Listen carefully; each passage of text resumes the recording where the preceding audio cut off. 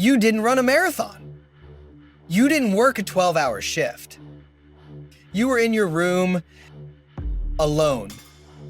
A few minutes of pleasure, and then that feeling, heavy, empty, a little ashamed. You tell yourself it's nothing, but your body doesn't agree.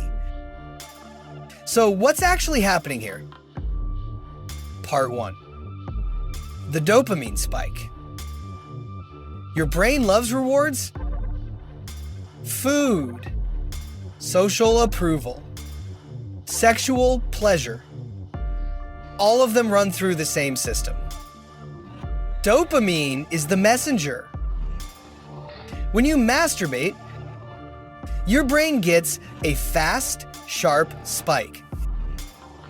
Cheap, guaranteed, instant, no social risk, no rejection, no effort. From the brain's perspective, this is a suspiciously perfect button.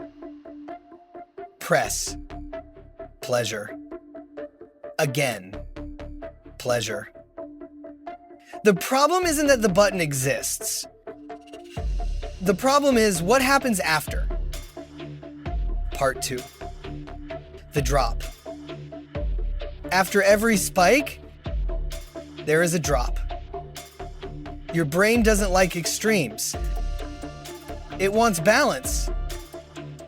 So when dopamine shoots up, your system quietly pulls it back down. For a while, down can feel lower than normal. That's the flatness, the slight disgust, the why did I do that again feeling. Nothing magical, just chemistry regulating itself. Your brain isn't judging you, it's recalibrating. But you experience that recalibration as, something is wrong with me. Part 3. The habit loop. Your brain remembers patterns. Stress, boredom, loneliness. Cue. Masturbation. Relief. For the brain, this is excellent learning data.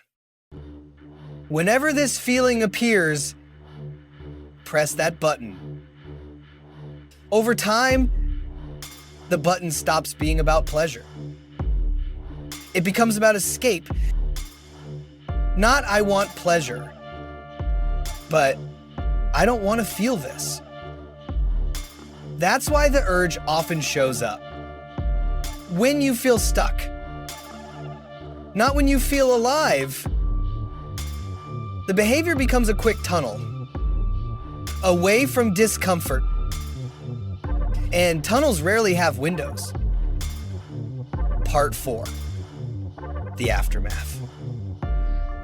Once the spike is gone, you're still in the same room. Same problems, same tasks, same life.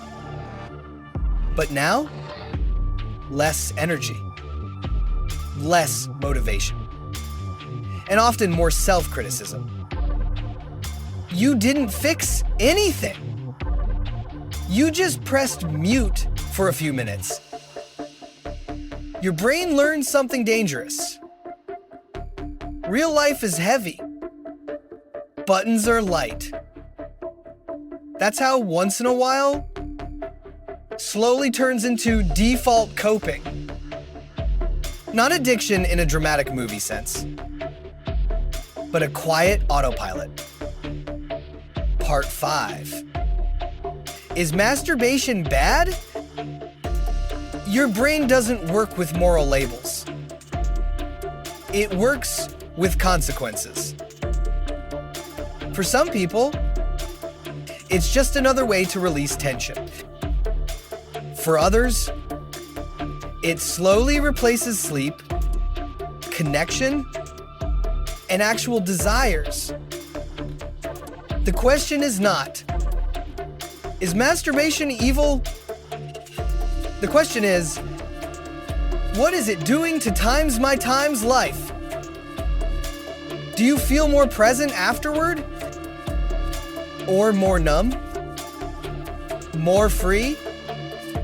Or more trapped in the same loop? Your brain will give you the data. If you're willing to look at it honestly. Final part. Shifting the button. You don't have to swear anything off forever. You don't need a dramatic oath, a challenge, or a bracelet. You need one question asked times before, times you press the button. Am I doing this to feel good? Or just to stop feeling bad? If the answer is to escape, try a different button once.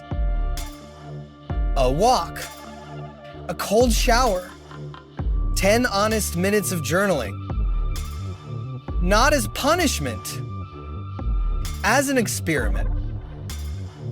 You'll notice something quietly powerful. The urge doesn't disappear, but it's no longer the only door. And every time you choose a different door, your nervous system records a new fact. I'm not as powerless as I thought. The button is still there. The habit is still there. But now, so is choice.